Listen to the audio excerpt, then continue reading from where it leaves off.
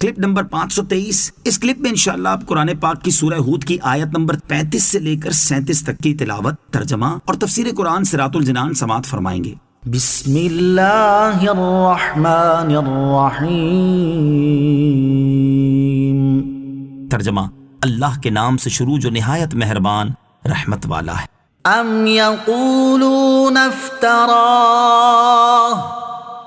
قل ان افتریته فعلی اجرامی وانا بریء مما تجرمون۔ ترجمہ، کیا یہ کہتے ہیں کہ یہ اس نے خود ہی بنا لیا ہے؟ تم فرماؤ، اگر میں نے بنا بھی لیا ہو تو میرا جرم صرف مجھ پر ہے اور میں تمہارے جرم سے بیزار ہوں۔ ام یقولون، کیا یہ کہتے ہیں؟ اس آیت کی تفسیر یہ ہے کہ حضرت نوح علیہ السلام کی قوم کے لوگ یہ کہتے ہیں کہ جو بات حضرت نوح علیہ السلام اللہ تعالیٰ کی طرف منسوب کرتے ہیں وہ انہوں نے اپنے پاس سے ہی بنا لی ہے۔ تو اے نوح علیہ السلام، تم ان سے فرما دو کہ بالفرض اگر میں نے اپنے پاس سے بنا لی ہے تو مجھے میرے گناہ کی سزا ملے گی، لیکن حقیقت یہ ہے کہ تم نے میرے اوپر جو تہمت لگائی ہے میں تمہارے اس جرم سے بیزار ہوں۔ اس تفسیر کے مطابق اس آیت کا تعلق حضرت نوح علیہ السلام کے واقعے کے ساتھ ہی ہے۔ دوسری تفسیر یہ ہے کہ اے حبیب صلی اللہ تعالیٰ علیہ وسلم، کیا کفار مکہ یہ کہتے ہیں کہ محمد مصطفیٰ صلی اللہ تعالیٰ علیہ وسلم نے یہ قرآن خود ہی بنا لیا؟ اور یہ کہہ کر کفار اسے اللہ عز و جل کا کلام ماننے اور اس کے احکام ماننے سے گریز کرتے ہیں اور اس کے رسول پر بہتان باندھتے ہیں اور ان کی طرف افتراء کی نسبت کرتے ہیں جن کی سچائی روشن دلائل اور مضبوط حجتوں سے ثابت ہو چکی ہے۔ لہٰذا اب ان سے فرما دو کہ اگر بالفرض میں نے بنا بھی لیا ہو تو میرا جرم صرف مجھ پر ہے جس کا وبال ضرور آئے گا، لیکن بحمد اللہ میں سچا ہوں، تو تم سمجھ لو کہ تمہاری تکذیب کا وبال تم پر پڑے گا اور تم نے میرے اوپر جو تہمت لگائی ہے میں تمہارے اس جرم سے بیزار ہوں۔ تفسیر جمل میں ہے کہ اس صورت میں یہ آیت حضرت نوح علیہ السلام کے قصے کے دوران اس لیے ذکر کی گئی ہے تاکہ سننے والوں کا نشاط برقرار رہے۔ وَأُوحِيَ إِلَى نُوحٍ أَنَّهُ لَن يُؤْمِنَ مِن قَوْمِكَ إِلَّا مَن قَدْ آمَنَ فَلَا تَبْتَئِسْ بِمَا كَانُوا يَفْعَلُونَ۔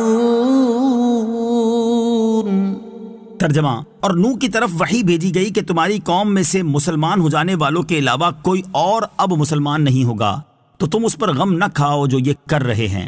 وَأُوحِيَ إِلَى نُوحٍ، اور نوح کی طرف وحی بھیجی گئی۔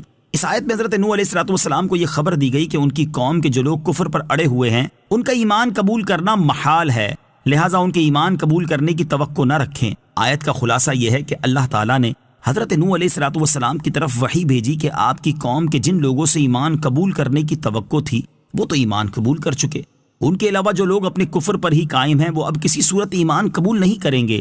لہٰذا اس طویل مدت کے دوران کفار کی طرف سے آپ کو جس تکذیب، استہزاء اور اذیت کا سامنا ہوا اس پر غم نہ کرو، ان کفار کے کرتوت ختم ہو گئے اور اب ان سے انتقام لینے کا وقت آ گیا ہے۔ ایمان لانے والے حضرات کی تعداد مفسرین کے بیان کے مطابق تقریباً 80 تھی۔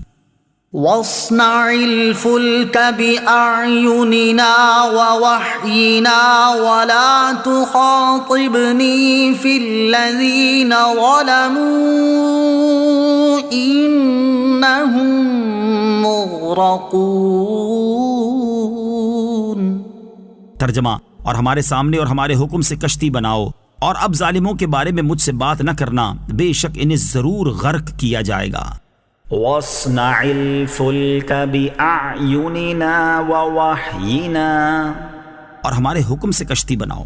جب اللہ تعالیٰ نے حضرت نوح علیہ السلام کو بتا دیا کہ ان کی قوم میں سے پہلے مسلمان ہو جانے والوں کے علاوہ کوئی اور اب مسلمان نہیں ہوگا تو اس کا تقاضا یہ تھا کہ حضرت نوح علیہ السلام کو یہ معلوم ہو جائے کہ اللہ تعالیٰ ان کافروں کو عذاب دینے والا ہے، اور چونکہ عذاب کئی طریقوں سے آ سکتا ہے اس لیے اللہ تعالیٰ نے حضرت نوح علیہ السلام کو بتا دیا کہ وہ عذاب ڈبو دیے جانے کی صورت میں ہوگا، اور ڈوبنے سے نجات کی صورت صرف کشتی کے ذریعے ممکن تھی۔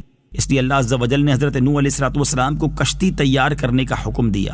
چنانچہ ارشاد فرمایا کہ ہماری حفاظت میں اور ہماری تعلیم سے کشتی بناؤ، اور ظالموں کے بارے میں مجھ سے ان کی شفاعت اور ان سے عذاب دور ہو جانے کی دعا نہ کرنا، کیونکہ غرق ہونا ان کا مقدر ہو چکا ہے۔ مروی ہے کہ حضرت نوح علیہ السلام نے اللہ تعالیٰ کے حکم سے ساج کے درخت بوئے 20 سال میں یہ درخت تیار ہوئے، اس عرصے میں مطلقاً کوئی بچہ پیدا نہ ہوا۔ اس سے پہلے جو بچے پیدا ہو چکے تھے وہ بالغ ہو گئے، اور انہوں نے بھی حضرت نوح علیہ السلام کی دعوت قبول کرنے سے انکار کر دیا۔ پھر حضرت نوح علیہ السلام کشتی بنانے میں مشغول ہو گئے۔